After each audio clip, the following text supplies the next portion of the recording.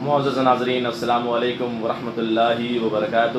نحمدہ ونصلی ونسلم علی رسولہ النبی الامین المکین الکریم الحنین الرؤوف الرحیم، اما بعد فاعوذ باللہ من الشیطان الرجیم، بسم اللہ الرحمن الرحیم۔ رب اشرح لی صدری ویسر لی امری واحلل عقدۃ من لسانی یفقہوا قولی، ربی زدنی علما ربی زدنی علما ربی زدنی علما۔ صدق اللہ العظیم۔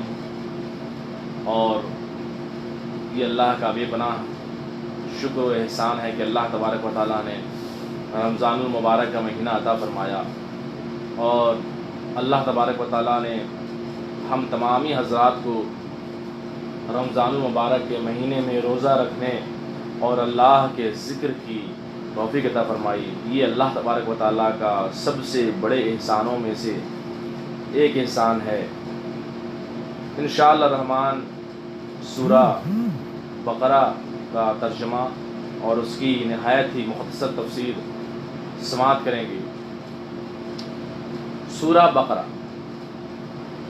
یہ جو قرآن کریم کی ایسی صورت ہے جس کی فضیلت اور جس کی اہمیت کے بارے میں ہم اندازہ بھی نہیں لگا سکتے، اور یہ ایک ایسی واحد صورت ہے جس میں بہت سارے موضوع پہ اللہ تبارک و تعالیٰ نے اس صورت میں ہمیں تلقین کی ہے، انسان کی زندگی سے لے کر انسان کی زندگی کو کس طرح سے گزارنے کا طریقہ سلیقہ، اور شادی، اور اس طرح سے نکاح، اور اس طرح سے زکوٰۃ، اس طرح سے جو ہے اللہ تبارک و تعالیٰ نے اس صورت میں انبیاء کا خوف خدا، خوف الہی، جنت کا، جہنم کا، اور صراط مستقیم کا، نماز کا، یعنی تمام بہت ساری جو انسانی اخلاقیات پہ مشتمل چیزیں ہیں اللہ تبارک و تعالیٰ نے اس صورت میں بیان کیا ہے۔ سورہ بقرہ کی فضیلت امام نسائی علیہ رحمہ حدیث سے پاک لکھتے ہیں، نبی اکرم صلی اللہ علیہ وسلم نے ارشاد فرمایا، جس گھر میں سورہ بقرہ شریف پڑھی جائے اس گھر سے جنات اور شیاطین بھاگ جاتے ہیں، اور کسی کے یہاں اگر جنات وغیرہ کا سایہ ہو تو اسے چاہیے کہ ہر 3 دن کے بعد سورہ بقرہ پڑھ لیا کرے۔ سورہ بقرہ جو ہے بہت زیادہ اہمیت کا حامل ہے۔ مسلم شریف میں ہے، جلد 1 صفحہ 271 میں ہے، نبی اکرم صلی اللہ علیہ وسلم نے ارشاد فرمایا کہ سورہ بقرہ اور سورہ آل عمران پڑھنے والے وہ خوش نصیب ہیں کہ جب وہ کل بروز قیامت آئیں گے تو ان کے سروں پر 2 بال ہوں گے اور چاروں طرف ان کے نور ہی نور ہوگا، اور فرمایا یہ تو بادل سورہ بقرہ اور سورہ آل عمران کے ہوں گے، 2 بادل ہوں گے، اور وہ اسے رب کی بارگاہ میں لے جائیں گے اور یہ صورتیں کہیں گے، اے پروردگار تو اسے بلا حساب و کتاب جنت عطا فرما۔ اور وہ ایک اور حدیث ہے، مسلم شریف، ابو مسعود رضی اللہ تعالی عنہ ارشاد فرماتے ہیں کہ نبی اکرم صلی اللہ علیہ وسلم نے ارشاد فرمایا، جو شخص سورہ بقرہ کی آخری 2 آیتیں پڑھے وہ 2 آیتیں اس کو کافی ہوں گی، یعنی ناگہانی مصیبت سے، شیاطین سے حفاظت کرنے کے لیے سورہ بقرہ کی آخری 2 آیات کافی ہیں۔ اور سورہ بقرہ مدنی ہے اور تقریباً 10 سال تک یہ مسلسل نازل ہوتی رہی، لیکن نزول کے اعتبار سے اس کا نمبر 87 ہے، اور اس میں 286 آیتیں ہیں اور 40 رکوع ہیں، اور قرآن کریم کی یہ سب سے بڑی صورت ہے، اور سب سے زیادہ احکام اور مسائل اور تلقین اور اللہ تبارک و تعالی کے جو احکامات ہیں وہ اسی صورت میں ہیں، سورہ بقرہ میں ہیں۔ سورہ بقرہ کی آیت کا آغاز کرتے ہیں، بسم اللہ الرحمن الرحیم، اللہ کے نام سے شروع جو بڑا مہربان اور نہایت رحم والا ہے۔ الف لام میم، حروف مقطعات ہیں جن کے معنی اللہ اور اس کے رسول بہتر جانتے ہیں۔ یہ عظیم الشان کتاب ہے، اس میں کوئی شک نہیں ہے، ہدایت ہے پرہیزگاروں کے لیے، اللہ سے ڈرنے والوں کے لیے، وہ لوگ جو ایمان رکھتے ہیں غیب پر اور وہ قائم کرتے ہیں نماز، یعنی نماز خود بھی پڑھتے ہیں اور دوسروں کو بھی دعوت دیتے ہیں، دوسروں کو بھی نماز پڑھنے کی تلقین کرتے ہیں، تبلیغ کرتے ہیں۔ اور اگلی آیت میں اللہ ارشاد فرماتا ہے اور اس سے جو روزی دی ہم نے انہیں وہ اس میں سے خرچ کرتے ہیں، اور وہ لوگ جو ایمان رکھتے ہیں اس پر جو ان پر نازل کیا گیا آپ کی طرف، جو آپ پر اللہ کا کلام نازل ہوا اس پر بھی ایمان رکھتے ہیں، یعنی وہ متقی اور جو نازل کیا گیا آپ سے پہلے اور آخرت پر ایمان رکھتے ہیں۔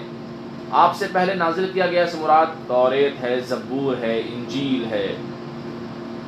توریت حضرت داؤد علیہ السلام پہ، توریت حضرت موسیٰ علیہ السلام پہ، زبور حضرت داؤد علیہ السلام پہ، اور انجیل حضرت عیسیٰ علیہ السلام پہ نازل ہوئی۔ اگلی آیت میں یہی وہ لوگ ہیں ہدایت پر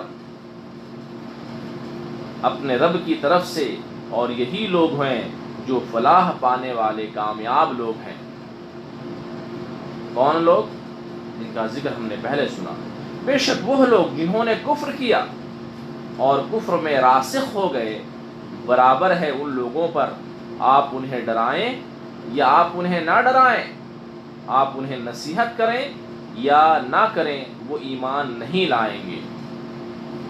اور اگلی آیت میں اللہ نے مہر لگا دی ان لوگوں کے دلوں پر اور ان کے کانوں پر اور ان کی آنکھوں پر، پردہ ہے اور ان کے لیے بڑا عذاب ہے۔ اور لوگوں میں سے بعض کہتے ہیں ہم ایمان لائے اللہ پر اور آخرت کے دن پر، حالانکہ ہرگز وہ مومن نہیں۔ یہ کس کی بات ہو رہی ہے؟ یہ منافقین تھے جن کے دل میں نبی اکرم صلی اللہ علیہ وسلم کی محبت و الفت نہ تھی، یہ دل میں رسول اللہ علیہ وسلم کو تسلیم نہیں کرتے، حالانکہ وہ رسول اللہ علیہ وسلم کے ساتھ نماز پڑھتے، روزہ رکھتے، حج کرتے، جہاد میں بھی جاتے، لیکن اللہ تبارک و تعالیٰ نے قرآن کریم میں ان کو منافق کہا ہے، اور ان کے لیے کیا ہے کہ ان کے لیے بہت بڑا عذاب ہے، اور یہ جتنی بھی کوشش کر لیں ان کے عذاب کو نہ کم کیا جائے گا اور نہ انہیں جہنم سے آزادی دی جائے گی، بلکہ یہ ہمیشہ ہمیشہ جہنم میں رہیں گے۔ جہنم میں کن کی بات ہو رہی ہے؟ منافقوں کی بات ہو رہی ہے۔ کون منافق؟ جن کے دل میں رسول اللہ علیہ وسلم سے بغض تھا، کینہ تھا، جو رسول اللہ علیہ وسلم سے محبت نہیں کرتے تھے، بغاوت کرتے تھے۔ اگلی آیت میں دیکھیں اللہ تبارک و تعالیٰ نے کس طرح سے رسول اللہ علیہ وسلم کی شان رسالت کو بیان کیا، رسول اللہ علیہ وسلم کے مقام معبودیت کو بیان، نعوذ باللہ من ذالک، رسول اللہ علیہ وسلم کے مقام عبدیت کو بیان کیا، رسول اللہ علیہ وسلم کی شان کو بیان کیا۔ اگلی آیت میں وہ اللہ کو دھوکہ دینے کی کوشش کرتے ہیں، حتیٰ کہ وہ رسول اللہ علیہ وسلم کو دھوکہ دے رہے ہیں، لیکن اللہ تبارک و تعالیٰ نے کیا فرمایا؟ وہ رسول اللہ علیہ وسلم کو دھوکہ نہیں دے رہے، بلکہ وہ اللہ کو دھوکہ دے رہے ہیں اور ایمان والوں کو دھوکہ دینے کی کوشش کرتے ہیں۔ اللہ تبارک و تعالیٰ نے دیکھیں رسول اللہ علیہ وسلم کا کیسے ڈیفنس کیا۔ رسول اللہ علیہ وسلم کے اوپر بات آ رہی تھی کہ وہ رسول اللہ علیہ وسلم کو دھوکہ دیتے نہیں، اللہ نے کیا فرمایا؟ وہ اللہ کو دھوکہ دینے کی کوشش کرتے ہیں اور ایمان والوں کو دھوکہ دینے کی کوشش کرتے ہیں، کیونکہ وہ حضور کا دھوکہ دیتے، مگر دراصل رسول اللہ صلی اللہ علیہ وسلم کی جو بے ادبی کرتا ہے، حتیٰ کہ وہ اللہ کی بے ادبی کرتا ہے۔ بات سمجھے نا؟ یہ بڑا سمپل اصول ہے۔ کوئی رسول اللہ علیہ وسلم کی گستاخی کر لے اور یہ فخر کرے کہ وہ مومن ہے، ایسا کبھی نہیں ہو سکتا۔ رسول کی گستاخی، اصل گستاخی جو ہے اللہ کی گستاخی ہے۔ پھر اگلی آیت میں وہ دھوکہ نہیں دیتے مگر اپنی ہی جانوں کو خود اپنے آپ کو دھوکہ دے رہے ہیں، اور وہ شعور نہیں رکھتے اور وہ علم نہیں رکھتے اور وہ ذہن نہیں رکھتے اور ان کے پاس عقل و سمجھ نہیں ہے۔ اللہ نے فرمایا اور وہ دھوکہ نہیں دیتے مگر اپنی ہی جانوں کو وہ خود دھوکہ دے رہے ہیں، اور وہ شعور نہیں رکھتے، ان کے دلوں میں نفاق کی بیماری ہے، یعنی حضور صلی اللہ علیہ وسلم سے وہ حسد کرتے ہیں۔ اور اگلی آیت میں اللہ نے ان کی بیماری کو اور بڑھا دیا اور ان کے لیے دردناک عذاب ہے، اس وجہ سے کہ وہ جھوٹ بولا کرتے تھے، اور جب کہا جائے ان منافقوں سے تم فساد مت کرو، وہ کہتے ہیں ہم تو صرف اصلاح کرنے والے ہیں۔ اور اگلی آیت میں سن لو، بے شک یہی لوگ فساد کرنے والے ہیں لیکن وہ شعور نہیں رکھتے، سمجھتے نہیں ہیں۔ اور جب کہا جائے ان منافقوں سے ایمان لاؤ جیسا کہ لوگ ایمان لائے، وہ کہتے ہیں کیا ہم ایمان لائے جیسا کہ بے وقوف لوگ ایمان لائے؟ نعوذ باللہ۔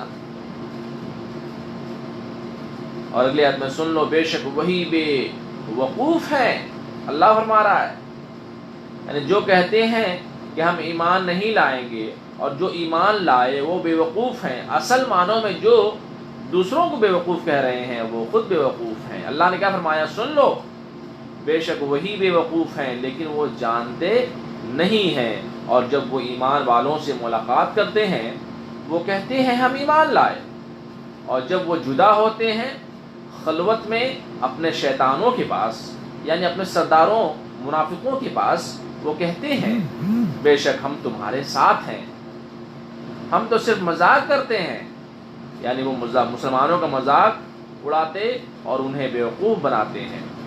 یعنی جب مسلمانوں کے ساتھ رہتے ہیں تو یہ منافقین کیا کہتے ہیں کہ ہم مسلمان ہیں، ہم مومن ہیں، ہم تم پہ ایمان لائے، اور جب کفار و مشرکین کے پاس جاتے ہیں، جب یہودی کے پاس جاتے ہیں، جب عیسائی کے پاس جاتے ہیں، جب نصرانی کے پاس جاتے ہیں، تو یہ کیا کہتے ہیں کہ ہم تو مذاق کرتے ہیں، اصل میں جو ہے ہم تو تمہارے ہی ساتھ ہیں۔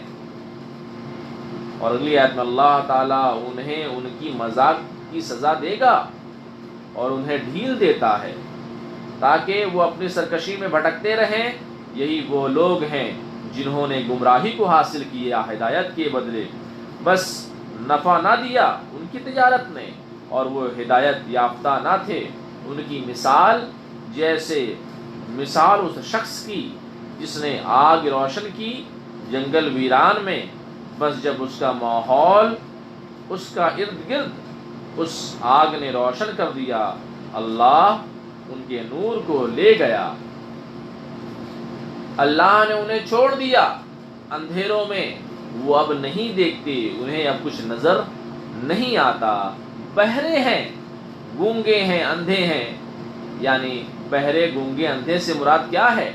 یہ حق کو دیکھ نہیں سکتے، ان کی آنکھیں ہیں مگر یہ حق کو نہیں دیکھ سکتے، ان کے کان ہیں مگر یہ حق کو سن نہیں سکتے، ان کی زبان ہے مگر یہ حق کو بول نہیں سکتے، بس وہ نہیں پلٹیں گے، اب وہ اسلام کی طرف لوٹ کر نہیں آئیں گے۔ اگلی آیت میں جیسے تیز بارش آسمان سے جس میں اندھیریاں ہیں اور کڑک ہیں، آندھیاں ہیں اور کڑک ہیں اور بجلی ہے، وہ ڈالتے اپنی انگلیاں اپنے کانوں میں کڑک کے سبب موت کی ڈر سے، اور اللہ تعالیٰ گھیرنے والا ہے کافروں کو۔ اور اگلی آیت میں قریب ہے کہ یہ بجلی ان کی آنکھیں لے جائے، ہلاکت بالکل قریب آ گئی ہے، یعنی ان کا نفاق، ان کا مرض اس قدر بڑھ گیا ہے کہ یہ بیماری ان کو تباہ کرنے والی ہے۔ جب کبھی روشنی ہوتی ہے ان کے لیے اس میں وہ چلتے ہیں، اور جب اندھیرا چھا جائے ان کے اوپر وہ کھڑے رہ جاتے ہیں۔ اور اگلی آیت میں اور اگر اللہ تعالیٰ چاہے ان کے کان بھی لے جائے اور ان کی آنکھیں لے جائے۔ اور اگلی آیت میں بے شک اللہ نے تمہاری مدد بدر کے موقع پر فرمائی۔ آپ دیکھیں ابھی اللہ تبارک و تعالیٰ نے پہلے نیک بندوں کا ذکر کیا، اس کے بعد جو ہے منافقین کا ذکر کیا، کفار و مشرکین کا ذکر کیا، اور ان کے عذاب کا ذکر کیا، ان کے ذریعہ مثال پیش کی، اور وہ ہدایت یافتہ نہیں ہو سکتے اگر وہ گمراہی انہوں نے شرک اور کفر کو اختیار کر لیا۔ اب بات دیکھیں اللہ تبارک و تعالیٰ نے کتنی دلکش کی ہے۔ بے شک اللہ نے تمہاری مدد بدر کے موقع پر فرمائی جبکہ تم بے سر و سامان تھے۔ بدر کے موقع پہ تمہارے پاس کوئی ساز و سامان نہیں تھے، 6 سے 8 تلواریں تھیں، 313 تھے تمہارے پاس، اور کوئی تمہارے پاس جنگی چیزیں موجود نہ تھیں، 6 7 8 اونٹ تھے، اس کے برخلاف وہاں ان کی فوج ہزاروں کی تعداد میں تھی، اور جو ہے ان کے پاس سینکڑوں تلواریں تھیں اور ان کے پاس سینکڑوں اونٹ تھے، مگر اللہ تبارک و تعالیٰ نے دیکھیں جنگ بدر کا خاکہ پیش کیا ہے۔ بے شک اللہ نے تمہاری مدد کی بدر کے موقع پہ جبکہ تم بے سر و سامان تھے، 6 سے 8 تلواریں تھیں، تمہارے پاس کچھ تلوار نہیں تھی، ہتھیار و اوزار نہیں تھے، مگر اللہ تبارک و تعالیٰ نے تمہیں کیسے مدد کی؟ اگر تم پکے مومن ہو تو تم ہی غالب رہو گے۔ پھر اگلی آیت میں تم پر جو مصیبت آتی ہے وہ تمہارے گناہوں کی وجہ سے آتی ہے۔ آپ سوچیں اللہ تبارک و تعالیٰ نے مصیبت کا بھی ذکر کیا ہے، اے مسلمانوں تمہارے پاس جو مصیبتیں آتی ہیں وہ تمہارے گناہوں کی وجہ سے آتی ہیں۔ ہم اللہ تبارک و تعالیٰ کی بارگاہ میں یہی دعا کریں گے، اے باری تعالیٰ ہمیں گناہوں سے محفوظ رکھ۔ اب دیکھیں اللہ تبارک و تعالیٰ نے قرآن کریم میں فرما دیا ہے کہ اگر تم گناہ کرو گے تو مصیبت آئے گی، اگر تم گناہ نہیں کرو گے تو وہ اللہ کا فضل و کرم ہے۔ ہو سکتا ہے کہ وہ بس امتحانات ہو اور تمہارے گناہوں کو معاف کرنے کے لیے اللہ تبارک و تعالیٰ اس میں آزمائش لے رہا ہے، مگر ہم اللہ کی بارگاہ میں یہی دعا کریں گے، اے اللہ ہمیں بغیر آزمائش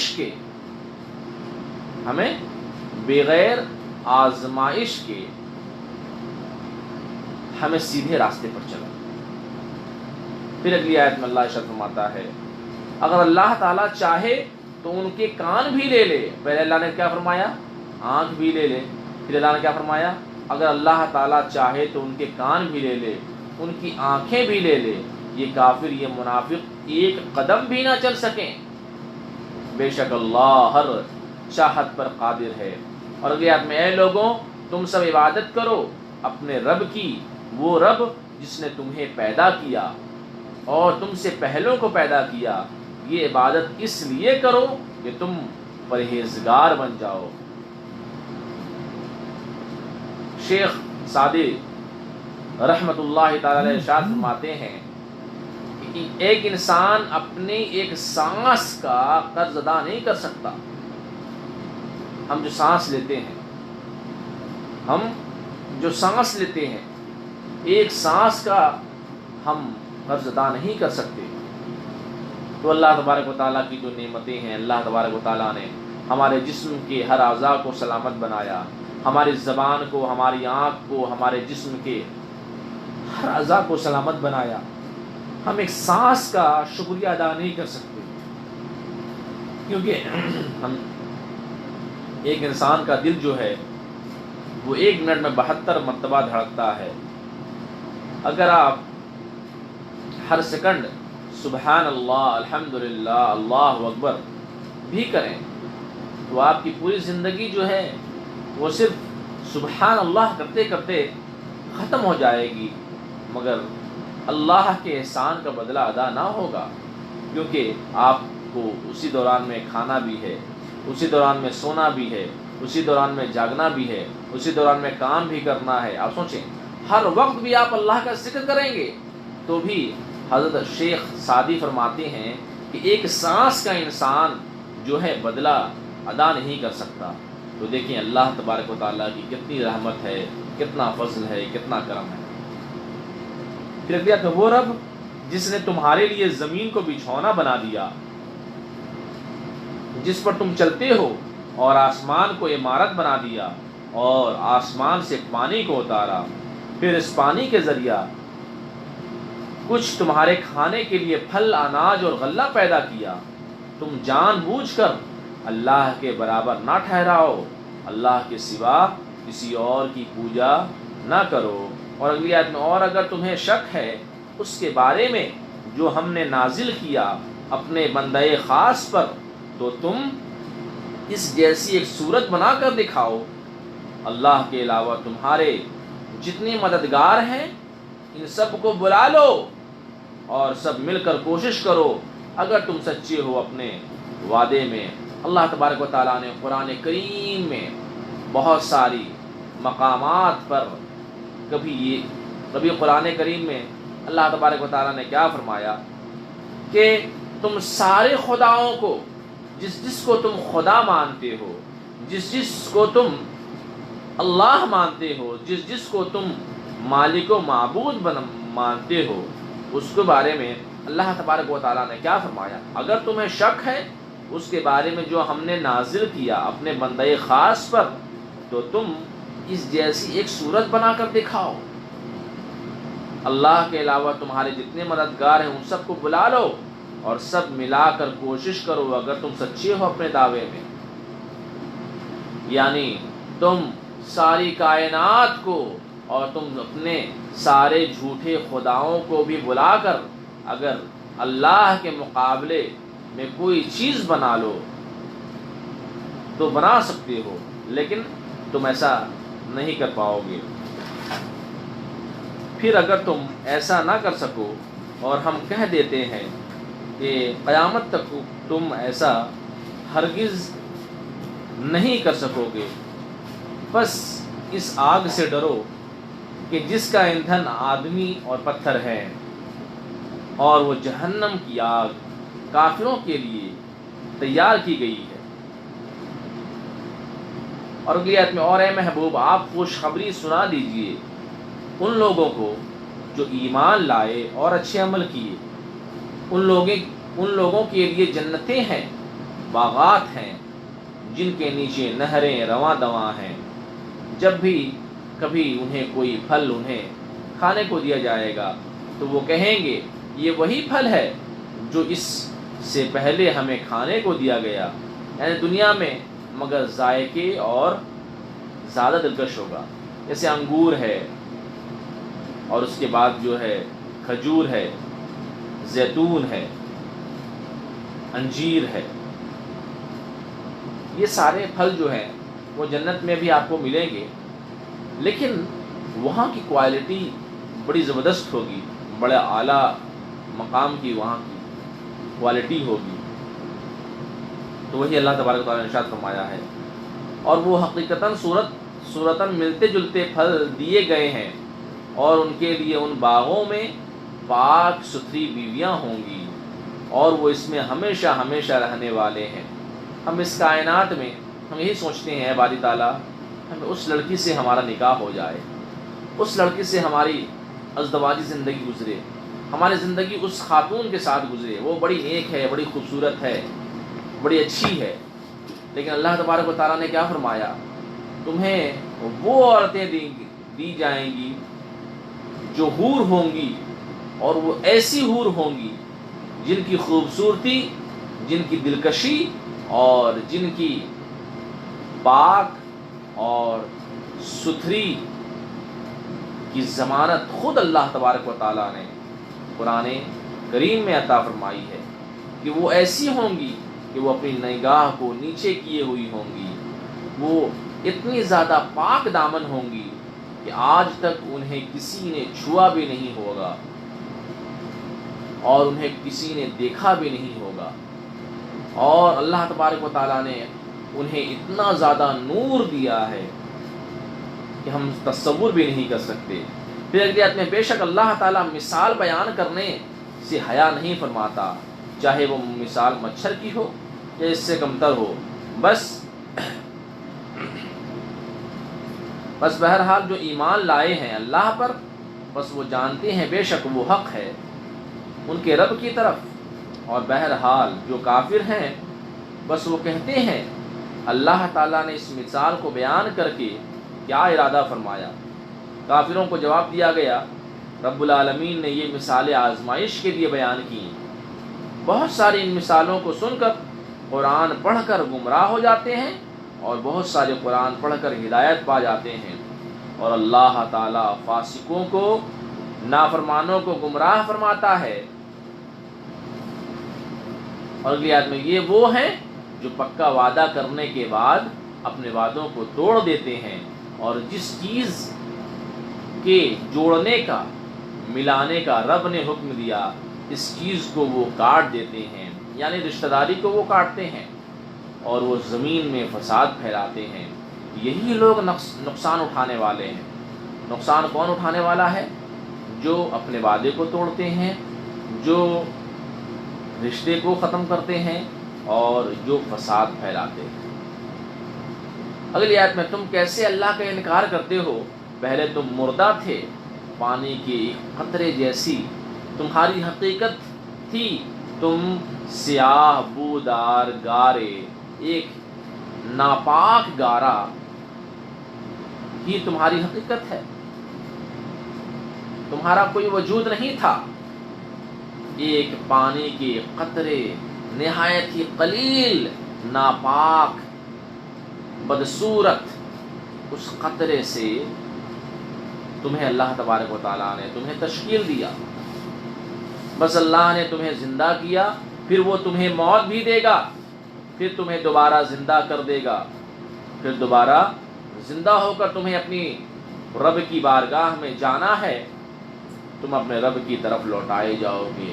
اور اگلی آیت میں وہی ہے رب جس نے تمہارے لیے پیدا کیا جو کچھ زمین میں ہے، پھر توجہ فرمائی آسمان کی طرف، پھر آسمان کو 7 آسمان ٹھیک ٹھیک بنا دیے، اور وہ ہر چیز کو جاننے والا ہے۔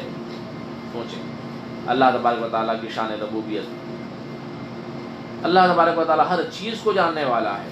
اور اگلی آیت میں آدم علیہ السلام کے حوالے سے آدم علیہ السلام کا ذکر کیا گیا ہے کہ قصے کا، اور یاد کرو جب آپ کے رب نے فرشتوں سے فرمایا بے شک میں زمین میں اپنا نائب بنانے والا ہوں، زمین میں اپنا خلیفہ بنانے والا ہوں۔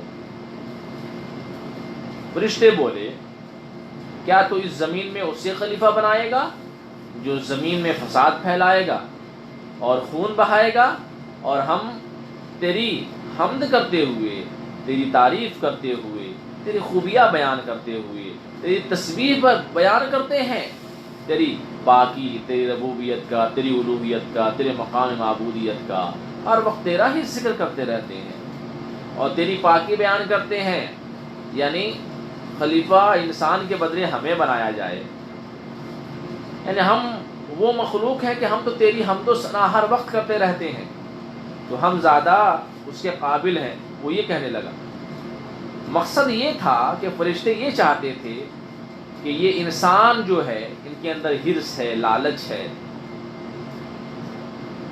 یہ لوگ دنیا میں جائیں گے فساد کریں گے، تو فرشتے کو معلوم تھا کہ انسان کیا کرنے والے ہیں، مگر اللہ کی یہ مشیت ہے، اللہ کی یہ مشیت ہے، اللہ کی یہ حکمت ہے۔ انسان کے اندر کیا ہے؟ غصہ ہے، نفس ہے، شہوت ہے۔ فرشتے میں کیا ہے؟ نہ نفس ہے، نہ غصہ ہے، نہ شہوت ہے، وہ بس اللہ کی حمد و ثنا میں مشغول۔ اور اللہ نے فرمایا کہ مجھے وہ معلوم ہے جو تم نہیں جانتے۔ اللہ اکبر، اللہ اکبر۔ اللہ نے کیا فرمایا؟ مجھے وہ معلوم ہے جو تم نہیں جانتے۔ اور اللہ نے سکھائی آدم علیہ السلام کو تمام چیزوں کے نام، پھر ان تمام چیزوں کو فرشتوں پر پیش کیا۔ پھر اگلی آیت میں بس اللہ نے فرمایا مجھے ان چیزوں کے ناموں کی خبر دو، مجھے ان چیزوں کے نام بتاؤ اگر تم سچے ہو۔ پھر اگلی آیت میں فرشتے بولے پاکی ہے تجھے، ہمارے پاس کوئی علم نہیں مگر اتنا ہے جتنا تو نے ہمیں سکھایا، بے شک تو ہی علم والا، حکمت والا ہے۔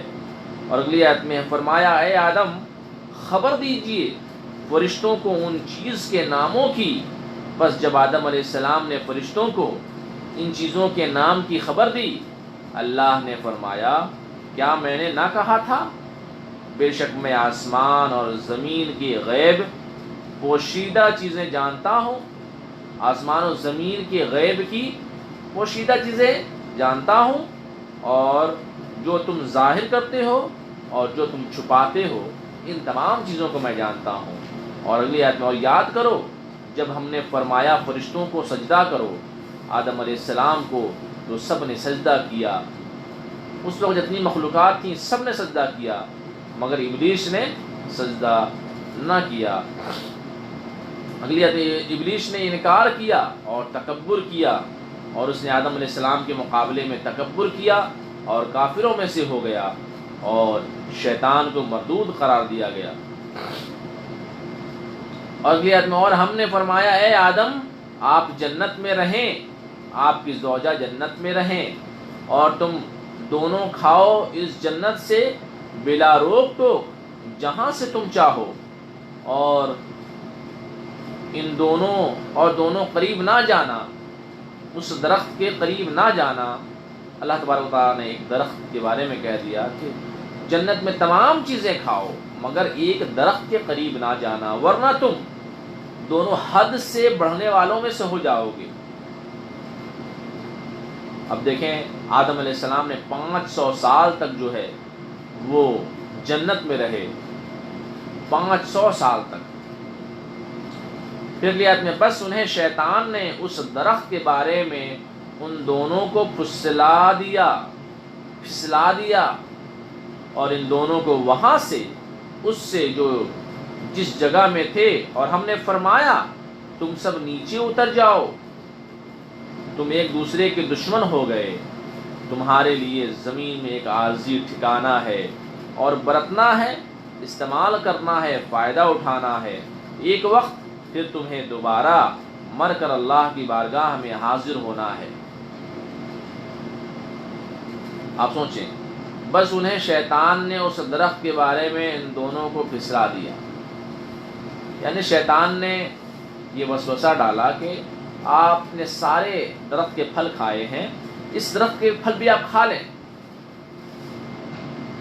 وہ بھول گئے، کیونکہ شیطان مردود قرار دے دیا گیا، صحیح ہے، لیکن آدم علیہ السلام نے تو کچھ گناہ کیا نہیں تھا، انہوں نے کبھی کسی کو دیکھا نہیں تھا، کسی نے جھوٹ بولا ہو، کسی نے چغلی کی ہو، کسی نے غلط باتیں کہی ہوں، تو آدم علیہ السلام نے یہ سوچا کہ شیطان جو ہے ہو سکتا ہے جھوٹ نہیں بولے گا، ہو سکتا ہے شیطان ہم کو دھوکہ نہیں دے گا۔ شیطان نے اس کی باتیں مان لی، آدم علیہ السلام نے شیطان کی باتیں مان لی۔ کیوں مان لی؟ کیونکہ آدم علیہ السلام کو آج تک کسی نے جھوٹ بولا ہی نہیں، کسی نے ضد کیا ہی نہیں، کسی نے جو ہے وہ دھوکہ دیا ہی نہیں، وہ تو بڑے معصوم تھے، اور یہ سوچتے تھے کہ پہلے یہ بہت بڑا عابد تھا تو یہ قسمیں کھا رہا تھا، شیطان قسمیں کھا رہا تھا، تو آدم علیہ السلام اس کی قسم میں جو ہے وہ کھا لیے۔ اب ہوا کیا؟ اللہ تبارک و تعالیٰ نے فرمایا کہ اب تم اس جنت میں نہیں رہ پاؤ گے، اس کے لیے تمہیں دنیا میں جانا ہوگا۔ پھر کیا تمہیں بس آدم علیہ السلام نے سیکھ لیے اپنے رب سے چند کلمات، بس اللہ تعالیٰ نے ان پر رحمت فرمائی، بے شک وہی بہت توبہ قبول کرنے والا ہے۔ اور ہم نے فرمایا تم سب اترو اس جنت سے، بس اگر تمہارے پاس میری طرف سے کوئی ہدایت آئے، یعنی جب بھی ہدایت آئے تم اس ہدایت اور اس پیغام پر عمل کرنا، بس جو کوئی پیروی کرے گا میری ہدایت کی، میرے پیغام کی، ان پر نہ کوئی خوف ہوگا اور نہ وہ غمگین ہوں گے۔ اور اگلی آیت میں اور وہ لوگ جنہوں نے کفر کیا اور ہماری آیتوں کو انہوں نے جھٹلایا، یہی لوگ جہنمی ہیں اور وہ اس میں ہمیشہ رہنے والے ہیں۔ اور اگلی آیت میں اے بنی اسرائیل، یعنی اے اولاد یعقوب علیہ السلام کی اولاد۔ اب سوچیں بنی اسرائیل میں ہزاروں انبیاء آئے، اور بنی اسرائیل کو رسول اللہ صلی اللہ علیہ وسلم کی امت کے بعد سب سے بڑا مقام اور سب سے بڑی قوم میں جو فضیلت ملی وہ بنی اسرائیل کو ملی۔ اور یاد کرو میری وہ نعمت، اللہ تبارک و تعالیٰ نے بنی اسرائیل پہ جو نعمتیں اور کرم اور فضل جو کیا اس کا ذکر اللہ تبارک و تعالیٰ نے کہا یہاں کیا ہے۔ اور یاد کرو میری وہ نعمت جو میں نے انعام کی تم پر، اور میرے عہد کو پورا کرو، یعنی میری فرما برداری کرو تو میں اپنا وعدہ پورا کروں گا اور تمہیں جنت عطا کروں گا، اور میرے عہد کو پورا کرنے میں لوگوں سے نہ ڈرو اور صرف مجھ ہی سے ڈرو، اور ایمان لاؤ اس پر جو میں نے نازل کیا وہ تصدیق کرنے والا ہے۔ یہ قرآن ان تمام کتابوں کی جو تمہارے پاس ہے، یعنی توریت کی تصدیق کون کرتا ہے؟ قرآن۔ زبور کی تصدیق کون کرتا ہے؟ قرآن۔ اور انجیل کی تصدیق کون کرتا ہے؟ قرآن۔ یعنی قرآن ان تمام کتابوں کی حقانیت کو بیان کرتا ہے۔ اور پہلے کافر مت بننا، اس قرآن کا انکار کرنے والوں میں سے تم پہلے مت بننا، اور میری آیتوں کے بدلے تھوڑی قیمت حاصل نہ کرو۔ اگر تم ان سرداروں سے ڈرتے ہو تو ان سے نہ ڈرو، حق بات کہو اور صرف مجھ ہی سے تم ڈرو، اور باطل کے ساتھ حق کو گڈمڈ نہ کرو اور حق کو نہ چھپاؤ۔ رسول اللہ علیہ وسلم ہیں درمیانے قد کے، مگر جب لوگوں میں کھڑے ہوتے تو سب سے بلند نظر آتے۔ اللہ تبارک و تعالیٰ نے رسول اللہ علیہ وسلم کی زندگی کو سراپا معجزہ بنایا، رسول اللہ علیہ وسلم کی زندگی کے ہر فعل کو معجزہ بنایا۔ رسول اللہ صلی اللہ علیہ وسلم جب چلتے تو رسول اللہ علیہ وسلم کا سایہ نہ ہوتا۔ رسول اللہ صلی اللہ علیہ وآلہ وسلم درمیانہ قد کے تھے، لیکن جب لوگوں کے درمیان ہوتے تو وہ سب سے لمبے نظر آتے۔ رسول اللہ صلی اللہ علیہ وآلہ وسلم کے حسن کو جب کوئی دیکھتا تو رسول اللہ علیہ وسلم کے حسن کو دیکھ کر کفار و مشرکین ایمان لے آتے۔ رسول اللہ علیہ وسلم کو جو ایک بار دیکھتا اور دوسری بار جب وہ دیکھتا تو رسول اللہ علیہ وسلم کا حسن زیادہ نظر آتا، جب تیسری بار دیکھتا تو حسن اور زیادہ نظر آتا۔ رسول اللہ صلی اللہ علیہ وآلہ وسلم کے حسن کے بارے میں، رسول اللہ صلی اللہ علیہ وسلم کی شخصیت کے بارے میں حضرت عائشہ رضی اللہ تعالی عنہا ارشاد فرماتی ہیں کہ ایک دن سوئی گم ہو گئی اور میں سوئی تلاش کرتی رہی، سوئی مجھے مل نہیں رہی تھی۔ رسول اللہ صلی اللہ علیہ وسلم جیسے ہی تشریف لائے، رسول اللہ صلی اللہ علیہ وسلم کے نور سے، رسول اللہ علیہ وسلم کے جسم کے نور سے وہ سوئی ہم نے حاصل کر لی۔ ہم نے رسول اللہ علیہ وسلم نے عرض کی، رسول اللہ علیہ وسلم سے عائشہ رضی اللہ تعالی عنہا نے عرض کی، یا رسول اللہ صلی اللہ علیہ وسلم، آپ اتنے خوبصورت ہیں، آپ اتنے حسین ہیں، آپ اتنے جمیل ہیں، اللہ نے آپ کے نور کو کیسا بلند کیا؟ رسول اللہ صلی اللہ علیہ وسلم نے ارشاد فرمایا کہ اے عائشہ، اللہ تبارک و تعالیٰ نے میرے نور کے 70 پردے عطا فرمائے ہیں، اگر وہ پردے، وہ راز باہر آ جائے تو اس نور کے ذریعہ وہ نور کی تاب تم نہ لا سکو اور تم بے ہوش ہو جاؤ۔ اور میرے نور کو اللہ تبارک و تعالیٰ نے اتنا روشن کیا ہے، میرے نور کے 70 پردے۔ اللہ تبارک و تعالیٰ نے رسول اللہ علیہ وسلم کو بے انتہا معجزہ عطا فرمایا، اس کا ذکر کرنے کے لیے کافی وقت طویل چاہیے۔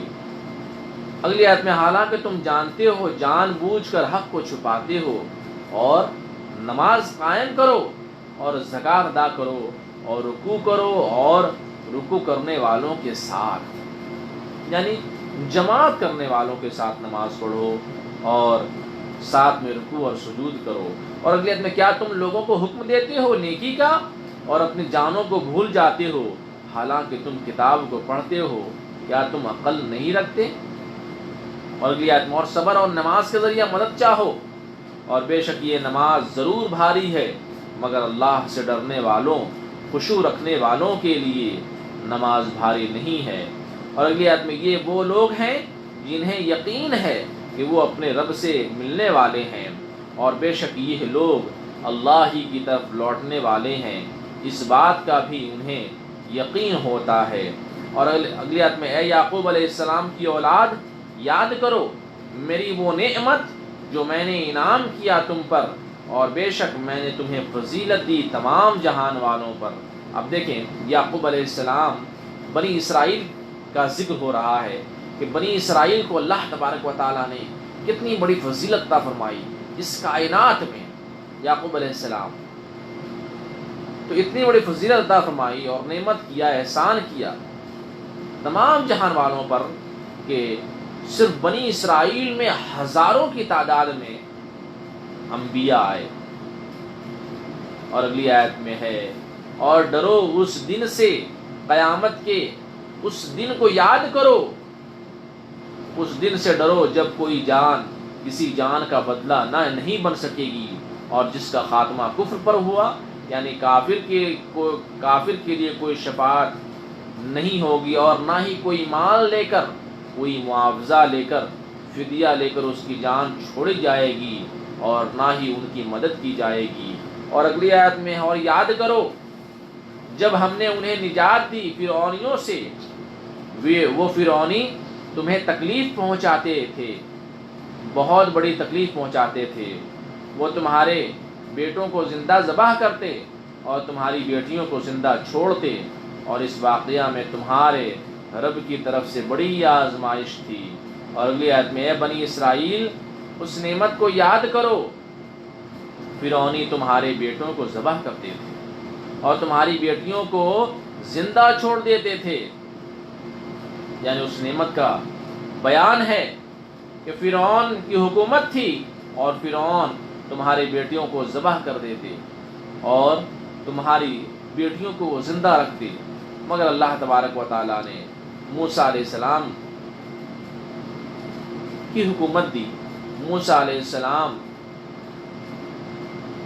نے اللہ کی بارگاہ میں دعا کی، اے باری تعالیٰ اس فرعون کو غرق کر دے۔ اللہ تبارک و تعالیٰ نے فرعون کو غرق کر دیا، اور پھر بنی اسرائیل تمہاری حکومت ہوئی اور تمہارا غلبہ ہوا، اور اللہ تبارک و تعالیٰ نے جتنے بھی فرعونیوں کے جو زیورات تھے، جتنی بھی جو کھانے پینے کی جو چیزیں تھیں، اللہ تبارک و تعالیٰ نے تمہیں اس کا مالک بنا دیا۔ تو یہ اللہ تبارک و تعالیٰ کی کتنا بڑا احسان تھا۔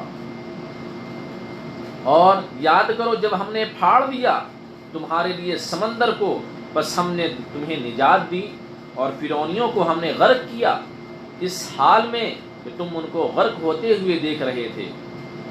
اور اگلی آیت میں اور یاد کرو جب ہم نے وعدہ کیا موسیٰ علیہ السلام سے 40 راتوں کا، پھر تم نے بنا لیا بچڑے کو معبود، یعنی بچڑے کو خدا بنا لیا، بچڑے کو تم پوجنے لگے موسیٰ علیہ السلام کے جانے کے بعد۔ اور جب تم بچڑے کی پوجا کر رہے تھے تو اس وقت تم ظالم تھے، شرک میں مبتلا تھے۔ شرک ضرور ظلم عظیم ہے۔ پھر اگلی آیت میں پھر ہم نے معاف کر دیا تمہیں اس کے بعد تاکہ تم شکر کرو، اور یاد کرو جب ہم نے عطا کیا موسیٰ علیہ السلام کو کتاب اور فرقان، یعنی وہ معجزات جو موسیٰ علیہ السلام کو عطا کیے گئے تاکہ تم ہدایت پا جاؤ۔ اور یاد کرو جب موسیٰ علیہ السلام نے اپنی قوم سے فرمایا، اے میری قوم بے شک تم نے اپنی جانوں پر ظلم کیا، یعنی بچڑے کو معبود بنا کر، بچڑے کی پوجا کر کے، شرک کر کے۔ اب دیکھیں شرک کیا ہے۔ شرک دیکھیں عام لفظ میں، کچھ الفاظ میں، ایک جملے کے ساتھ ہم یہ کہہ سکتے ہیں کہ اللہ کی ذات اور اللہ کی صفات میں کسی کو شریک کرنا یہ شرک ہو گیا۔ آپ دیکھیں شرک کی 3 قسمیں ہوتی ہیں۔ شرک فی الذات، یعنی اللہ کے علاوہ کسی کی پوجا کرنا، کیا ہو گیا یہ شرک فی الذات۔ اب یہ شرک فی العبادت، اللہ کے علاوہ کسی کی پوجا کرنا شرک فی العبادت ہو گیا۔ شرک فی الذات کیا ہے؟ اللہ کے جیسے کوئی ذات، جیسے یہودی ہے، عیسائی ہیں۔ یہودی کیا کہتے ہیں کہ عزیر علیہ السلام اللہ کے بیٹے ہیں، اور یہودی عزیر علیہ السلام کو جو ہے اللہ کا بیٹا تصور کر کے ان کی پوجا کرتے ہیں۔ اور بعض یہودی ایسے ہیں جو عزیر کو نعوذ باللہ کیا سمجھتے ہیں؟ عزیر کو گاڈ سمجھتے ہیں، خدا سمجھتے ہیں۔ اور بعض عیسائی ہیں جو عیسیٰ علیہ السلام کو نعوذ باللہ خدا سمجھتے ہیں، اور بعض عیسائی جو ہیں وہ خدا کا بیٹا سمجھ کے وہ پوجا کرتے ہیں۔ اگر کسی کا عقیدہ ہو گیا کہ خدا کا بیٹا ہے تو وہ وہیں پہ شرک ہو گیا، وہیں وہ کفر ہو گیا۔ قل هو اللہ احد اللہ الصمد لم یلد ولم یولد ولم یکن لہ کفوا احد۔ اللہ کا نہ کوئی بیٹا ہے، نہ اس نے کوئی بیٹا جانا، نہ اس کو کسی نے جانا، وہ بال بچوں تمام چیزوں سے پاک و صاف۔ ایک ہوا پھر شرک فی العبادت، اللہ کے علاوہ کسی اور کی پوجا کرنا۔ ایک ہو گیا شرک فی الذات، اللہ کے جیسی کسی اور چیز، کسی اور ذات کی پوجا کرنا۔ یا شرک فی الصفات، جیسا کہ اللہ تبارک و تعالیٰ کی جیسی کوئی صفت لانا، جیسے اللہ رحیم ہے، اللہ کے جیسا کوئی رحیم نہیں ہو سکتا۔ اللہ کریم ہے، اللہ کے جیسا کوئی کریم نہیں ہو سکتا۔ رحمان ہے، ستار ہے، عیبوں کو چھپانے والا ہے، کوئی نہیں ہو سکتا۔ تو اگر کسی نے کہہ دیا اللہ کی صفات کے حوالے سے کہ ویسا کوئی ہے تو وہ بھی شرک کر دیا، اس نے بھی کفر کیا، شرک کیا، اور وہ دائرہ اسلام سے خارج ہو گیا۔ یہ ہو گئی شرک فی الصفات۔ پھر کہتے ہیں بس تم رجوع لاؤ، توبہ کرو اپنے پیدا کرنے والے کی بارگاہ میں، بس تم قتل کرو اپنوں میں سے ان لوگوں کو جنہوں نے شرک کیا۔ سوچیں، شرک کرنا کتنا بڑا گناہ عظیم ہے، کتنا بڑا گناہ کبیرہ ہے۔ کہ جو مسلمان ہوتا ہے اور مسلمان ہونے کے باوجود اگر وہ شرک کرے تو اس کے لیے کیا حکم ہے کہ قتل کر دو اس کو۔ موسیٰ علیہ السلام کی شریعت میں ایسا تھا، محمد رسول صلی اللہ علیہ وسلم کی شریعت میں سزائیں ہیں، اور اس کے لیے جو ہے اگر اس نے انٹینشنلی نہیں کہا ہے تو بھی اس کے لیے سزائیں ہیں، کوڑے مارے جائیں گے، اسے قید کیا جائے گا۔ اگر وہ توبہ کر لیتا ہے، دائرہ اسلام میں دوبارہ واپس آ جاتا ہے تو ہو سکتا ہے کہ اللہ تبارک و تعالیٰ اسے معاف کر دے۔ لیکن کیا موسیٰ علیہ السلام میں کیا تھا کہ مرتد کی سزا قتل ہے، تو ایسا ہوا تھا کہ 70,000 ایک دن میں لوگ قتل کر دیے گئے۔ وہ یہ تھا کہ موسیٰ علیہ السلام کی قوم 12 لاکھ کی تعداد تھی، اور 12 لاکھ میں سے صرف 5,000 یا اس سے بھی کم لوگ مومن بچ گئے، باقی سارے کے سارے جو ہے وہ کافر ہو گئے، وہ بچڑے کو معبود مان لیے، اور وہ اس بچڑے کو خدا تصور کر کے اس بچڑے کو پوجنے لگ گئے۔ جب موسیٰ علیہ السلام آئے کوہ طور سے، جب انہوں نے دیکھا تو بڑا طویل واقعہ ہے، تو بہرحال موسیٰ علیہ السلام نے حکم دیا کہ 70,000 لوگوں کو قتل، سارے لوگوں کو قتل کیا جائے، یعنی 11.5 لاکھ لوگوں کو قتل کرنے کے لیے موسیٰ علیہ السلام نے حکم فرمایا۔ تو 70,000 لوگ ایک دن میں قتل کر دیے گئے۔ پھر موسیٰ علیہ السلام نے سوچا کہ اللہ کی بارگاہ میں دعا کی ہے، باری تعالیٰ اگر اس طرح سے سارے لوگ قتل کر دیے جائیں گے، سارے لوگ مر جائیں گے، تو پھر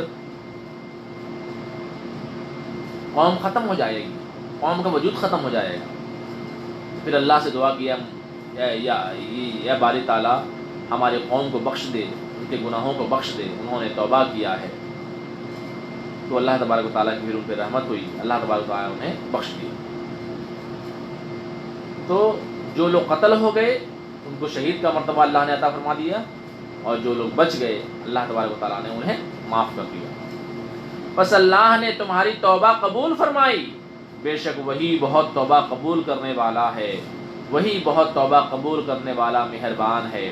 اور اگلی آیت میں، اے بنی اسرائیل تم نے کہا اے موسیٰ ہم آپ کا یقین نہیں کریں گے، ہرگز یقین نہیں کریں گے یہاں تک کہ ہم اللہ کو دیکھ لیں۔ جب تم نے یہ سرکشی کی، ناشکری کی، بس تمہیں زوردار کڑک نے پکڑ لیا اس حال میں کہ تم نے اس منظر کو دیکھا۔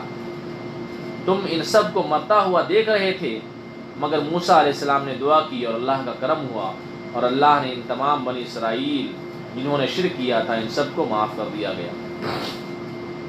پھر اگلی آیت میں ہم نے اٹھایا تمہیں دوبارہ زندہ کیا کیا تمہارے مرنے کے بعد تاکہ تم شکر کرو، اور ہم نے سایہ کیا تم پر بادل کا، اور ہم نے نازل کیا تم پر من و سلوہ،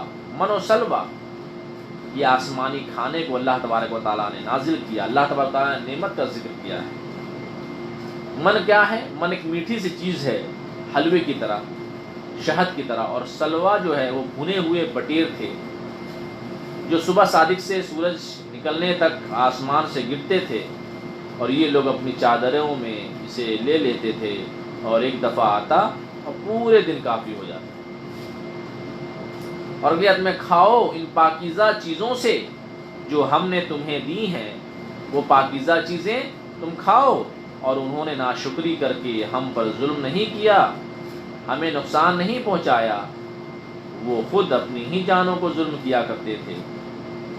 اور سن لو دلوں کا چین تو صرف اللہ کے ذکر میں۔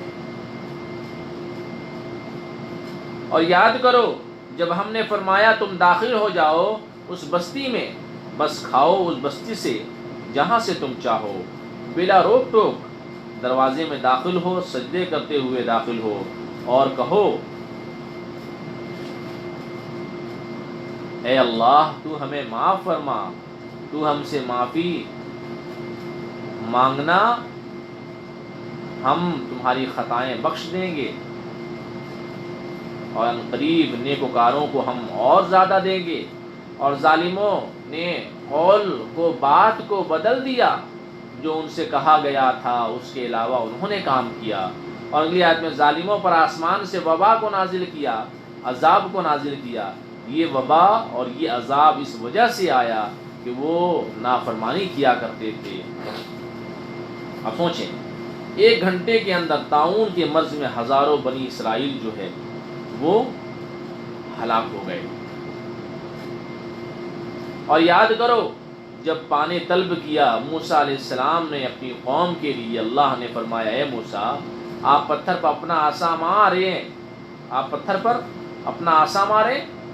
آپ نے پتھر پر اپنا عصا مارا، وہ 12 چشمے اس پتھر سے نکلنے لگے۔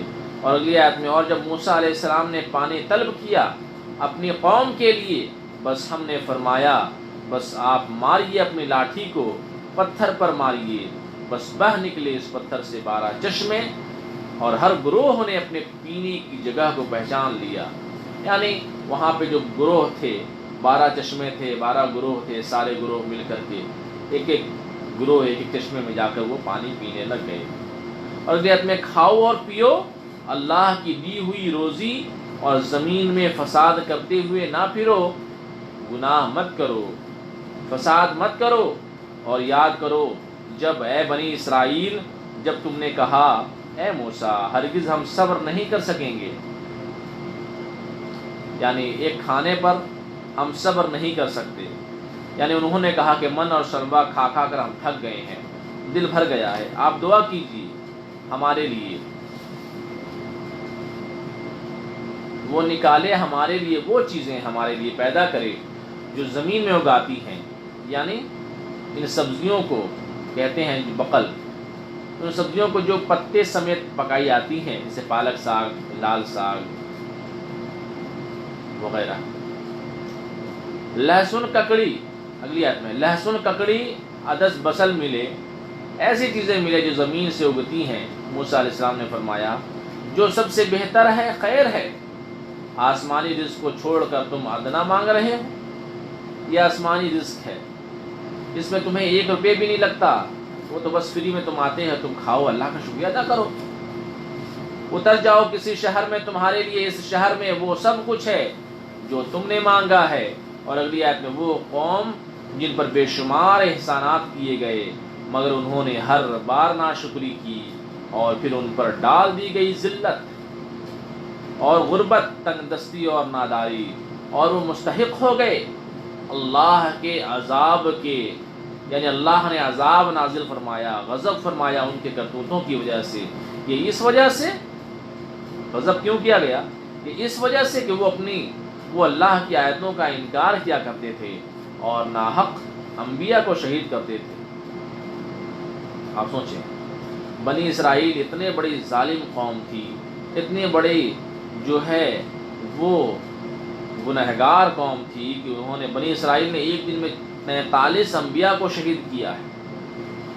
تو پھر مبلغین نے انہیں سمجھایا کہ یہ انہوں نے کیا کیا، تو پھر 120 مبلغین کو بنی اسرائیل کو شہید کر دیا۔ اگلی آیت میں یہ ذلت اور رسوائی اس وجہ سے کہ انہوں نے نافرمانی کی اور وہ حد سے بڑھا کرتے تھے۔ بے شک وہ لوگ جو ایمان لائے اور جو یہودی ہیں اور جو عیسائی ہیں اور جو ستارہ پرست ہیں، ستارے کی پوجا کرنے والے ہیں۔ اگلی آیت میں کوئی بھی کافر یا مشرک ہو ان میں سے جو بھی اللہ پر ایمان لے آئے اور آخرت پر ایمان رکھے اور اس کا عقیدہ درست ہو اور اچھے عمل کرے تو ان کے لیے ان کا اجر ہے ان کے رب کے پاس، نہ ان پر کوئی خوف ہوگا اور نہ وہ غمگین ہوں گے۔ اور اگلی آیت میں اور یاد کرو جب ہم نے تم سے پکا وعدہ کیا، پکا عہد کیا اور ہم نے بلند کیا دور پہاڑ کو تمہارے اوپر۔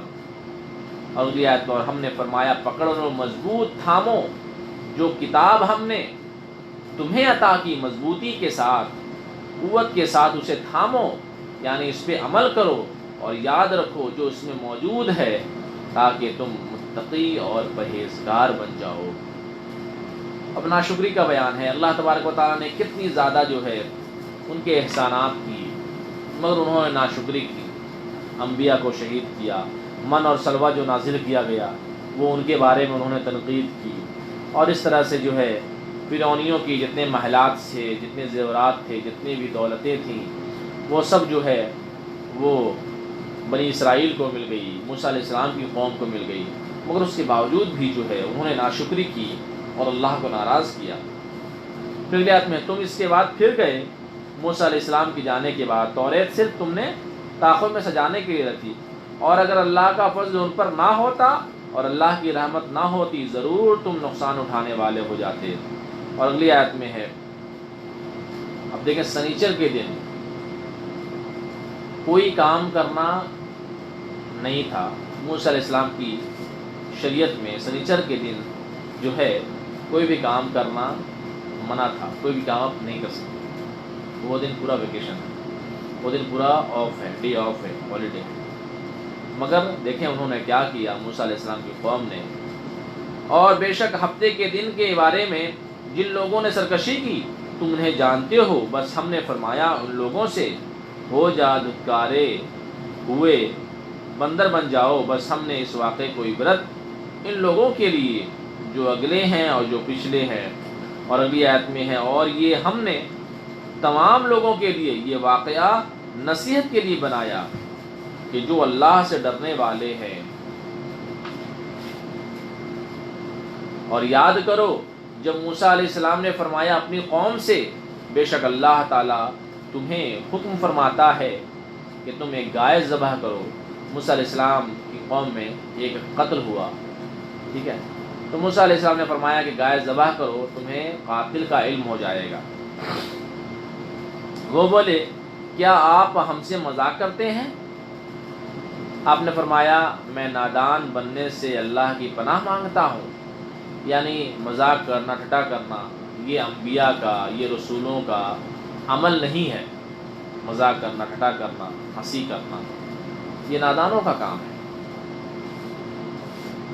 وہ بولے آپ ہمارے لیے اپنے رب سے دعا کیجئے، وہ ہمیں بتائے گا وہ گائے کیسی ہے۔ اب موسیٰ علیہ السلام نے فرمایا کہ تم گائے ذبح کرو، قاتل کو پتہ چل جائے گا۔ اب انہوں نے فرمایا گائے کیسی ہے، گائے خوبصورت ہے، رنگ کیسا ہے وغیرہ، یہ ساری باتیں جو ہے اب ان فرعونیوں نے، ان جو ہے بنی اسرائیلیوں نے، ناشکری کرنے والوں نے یہ ساری باتیں شروع کر دیں۔ وہ بولے آپ ہمارے لیے اپنے رب سے دعا کیجئے، وہ ہمیں بتائے کہ وہ گائے کیسی ہے۔ آپ نے فرمایا بے شک اللہ تعالیٰ فرماتا ہے وہ گائے ایسی ہے جو نہ بوڑھی ہے اور نہ بچی ہے، اس کے درمیان جوان گائے ہے، بس تم کرو جو تمہیں حکم دیا جاتا ہے، یعنی کوئی ایک جوان گائے کو لے آؤ ذبح کرو۔ لیکن انہوں نے کیا کیا؟ نافرمانی کی۔ وہ بولے آپ ہمارے لیے اپنے رب سے دعا کیجئے کہ وہ ہمیں بتائے اس کا رنگ کیسا ہے۔ اس کا رنگ بے شک اللہ تعالیٰ فرماتا ہے وہ پیلی گائے ہے، اس کا رنگ گہرا پیلا ہے، اور یہ پیلا رنگ دیکھنے والوں کو برا نہیں لگتا بلکہ دیکھنے والوں کو یہ خوش کر دیتا ہے۔ وہ بولے آپ اپنے رب سے دعا کیجئے وہ ہمیں واضح طور پر فرمائے کہ وہ گائے کیسی ہے۔ پہلے کیا ذکر کیا کہ وہ جوان ہے یا بوڑھی ہے یا بچی ہے، کیسی گائے ہے وہ۔ دوسرا کیا ذکر کیا، پتلی ہے۔ دوسرا کیا ذکر کیا کہ آپ دعا کیجئے کہ وہ گائے کا رنگ کیسا ہے، تو موسیٰ علیہ السلام نے فرمایا پیلا ہے۔ پھر کیا بولے وہ بولے آپ اپنے رب سے دعا کی وہ ہمیں واضح طور پہ بتائے کہ وہ گائے کیسی ہے، بے شک گائے ہم پر مشتبہ ہو گئی، یعنی گایوں میں ہمیں اب شبہ پڑ گیا، ایسی گائے ہم کہاں سے حاصل کریں۔ یعنی آپ کہہ رہے ہیں جوان ہٹی کٹی گائے اور اس کے بعد جو ہے وہ گائے پیلی ہے، تو پیلی گائے تو ہم پورے تلاش کر کے تھک چکے ہیں، پیلی گائے کہیں مل ہی نہیں رہی ہے، اور اگر اللہ نے چاہا انشاءاللہ بے شک ضرور اس گائے کو ہم پا لیں گے۔ اور اگلی آیت میں آپ نے فرمایا وہ ایک ایسی گائے ہے کہ زمین میں اسے ہل چلانے کی خدمت اس سے نہیں لی گئی، اور نہ ہی اس گائے نے کھیتی کو پانی پلایا ہے، بے عیب ہے، اس میں کوئی داغ نہیں، کوئی عیب نہیں، وہ ایسی گائے ہے۔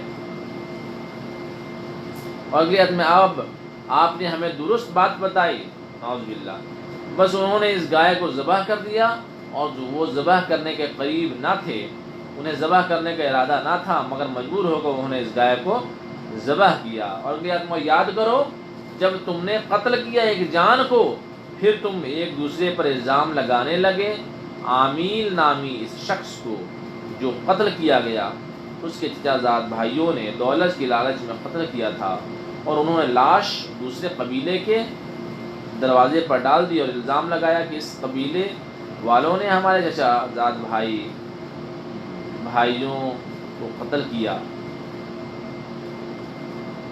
ایک دوسرے پر الزام لگانے لگے، اور موسیٰ علیہ السلام نے فرمایا ذبح کرو۔ اور اگلی آیت میں جب جو تم چھپا رہے تھے اللہ تعالیٰ نے وہ ظاہر فرما دیا، بس ہم نے فرمایا اس لاش کو چھوؤ، اس لاش کو ٹچ کرو، گائے کے ایک حصے سے اس لاش کو چھوا گیا تو وہ لاش کھڑی ہو گئی، اور اس لاش نے کہا کہ میرے چچا زاد بھائی نے مجھے قتل کیا ہے۔ کس نے کہا؟ گائے نے کہا کہ اس کے چچا زاد بھائی نے اسے قتل کیا ہے۔ اور اسی طرح اللہ تعالیٰ مردوں کو زندہ فرمائے گا اور تمہیں اپنی نشانیاں دکھاتا ہے تاکہ تم عقل رکھو، سمجھ رکھو، اور پھر اس کے بعد تمہارے دل سخت ہو گئے، بس وہ گویا کہ پتھروں کی طرح ہے کہ موت کا تصور ہی نہیں۔ اور بعض لوگوں کے دل تو پتھروں سے بھی زیادہ سخت ہو گئے، اور پتھروں میں سے ضرور بعض پتھر وہ ہیں کہ جس سے نہریں بہہ نکلتی ہیں، اور بے شک پتھروں میں سے بعض پتھر وہ ہیں جو پھٹ جاتے ہیں اور اس سے پانی نکلتا ہے، اور بے شک پتھروں میں سے بعض پتھر وہ ہیں جو اللہ کے خوف سے گر جاتے ہیں۔ اور اگلی آیت میں پتھر اللہ کا خوف رکھتے ہیں اور گر جاتے ہیں، اور تمہارے کاموں سے اللہ بے خبر نہیں ہے۔ اور کیا تم امید رکھتے ہو کہ یہودی تم پر یقین کریں گے، تمہارے خاطر ایمان لائیں گے، حالانکہ ان کی حالت تو یہ ہے، بے شک ان یہودیوں میں سے ایک گروہ ایسا گزرا ہے جو اللہ کے کلام کو سنتا، جان بوجھ کر سمجھنے کے باوجود اللہ کے کلام کو وہ تبدیل کر دیا کرتے۔ اور اگلی آیت میں جب یہ ایمان والوں سے ملاقات کرتے ہیں تو کہتے ہیں ہم ایمان لائے، اور جب آپس میں ایک دوسرے سے ملاقات کرتے ہوئے تنہا ہوتے ہیں وہ کہتے ہیں کیا تم مسلمانوں کو وہ علم بتاتے ہو جو علم اللہ تعالیٰ نے تم پر کھولا ہے؟ اور اگلی آیت میں تم انہیں یہ باتیں بتاتے ہو تو یہ تمہارے رب کی پاس ان باتوں کے ذریعہ تم سے جھگڑا کریں گے، کیا تمہیں عقل نہیں؟ تم ایسی باتیں مسلمانوں کو کیوں بتاتے ہو؟ اور اگلی آیت میں بڑے نادان لوگ ہیں جو کہتے ہیں مسلمانوں کو نہ بتاؤ ورنہ مسلمان اللہ کے سامنے کہیں گے اے مالک و مولا انہیں پتہ تھا پھر بھی یہ ایمان نہ لائے۔ اور یہ بے شک اللہ تعالیٰ خوب جانتا ہے جو وہ چھپاتے ہیں اور جو وہ ظاہر کرتے ہیں، اور ان یہودیوں میں سے بعض ان پڑھ ہیں، وہ توریت کو بالکل نہیں جانتے مگر من گھڑت چند باتیں سنی ہوئی ہیں اور صرف یہی دیکھ کر پڑھ تو لیتے ہیں، بغیر سمجھے ان کے علاوہ اور کچھ بھی نہیں جانتے، وہ تو صرف اپنے خیالوں میں پڑے ہوئے ہیں، وہ تو صرف اپنے من گھڑت خیالوں میں پڑے ہوئے ہیں۔ یعنی کفار و مشرکین جو بتوں کی پوجا کرتے تھے وہ تو بس من گھڑت خیالوں میں پڑے ہوئے ہیں، ان کے سوالات کی کوئی حقیقت نہیں ہے، ان کے پاس کوئی سند نہیں ہے، ان کے پاس کوئی دلیل کتاب سے نہیں ہے۔ اور اگلی آیت میں بس ویل ہے ان لوگوں کے لیے جو اپنے ہاتھوں سے کتاب لکھتے ہیں پھر یہ لوگوں سے کہتے ہیں کہ یہ اللہ کی طرف سے ہے، ایسا اس لیے کرتے ہیں کہ وہ دنیا کی تھوڑی دولت حاصل کر لیں، اور ان کے ہاتھوں نے جو لکھا یہ لکھنے کی وجہ سے بربادی ہے، اور جو انہوں نے اس لکھنے کی وجہ سے مال کمایا اس مال کی خرابی اور بربادی ہے۔ اور اگلی آیت میں وہ کہتے ہیں ہم جہنم کی آگ میں ہرگز نہیں جائیں گے، جہنم کی آگ ہمیں چھوئے گی نہیں گرتی کے چند دن، یعنی پہلے تو ہم جہنم میں جائیں گے نہیں، اگر گئے بھی تو صرف کچھ دن، چند دن۔ اور اگلی آیت میں اے محبوب آپ صلی اللہ علیہ وسلم فرمائیے کیا تم سے اللہ نے کوئی وعدہ لیا کہ تم کچھ بھی کر لو تمہیں جنت ہی ملے گی، یا تم اس پر وہ جھوٹی بات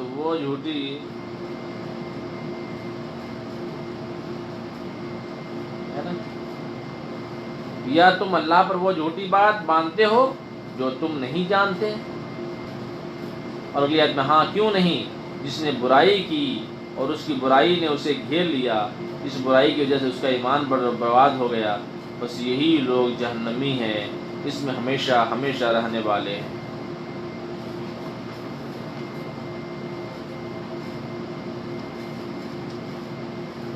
دیکھیں ہم نے سورہ بقرہ کی کچھ آیات کا ترجمہ سماعت کیا، انشاءاللہ الرحمن ہم اللہ کی بارگاہ میں دعا کریں گے اے باری تعالیٰ ہم نے جو بھی ترجمہ سنا اس پہ ہمیں عمل کرنے کی توفیق عطا فرمائے۔ وآخر دعوانا الحمدللہ۔